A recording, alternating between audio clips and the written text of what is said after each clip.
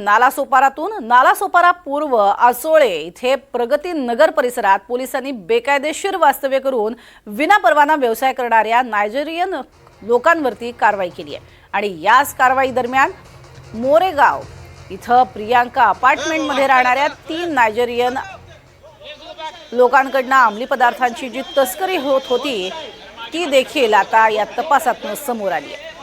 त्यांची झाडाझडती यावेळेला घेण्यात आली आणि त्यांच्याकडे 10 किलो 327 ग्रॅम कोकेन आणि मेफेड्रोन नावाचे हे अंमली पदार्थ सापडले। त्यांची किंमत तब्बल 10 कोटी इतकी आहे आणि या प्रकरणी अंमली पदार्थ जप्त करत 3 नायजेरियन नागरिकांना अटक केली आहे। यासोबतच मोबाईल फोन, इलेक्ट्रॉनिक साहित्य आणि इतर मुद्देमालही जप्त करण्यात आला आहे।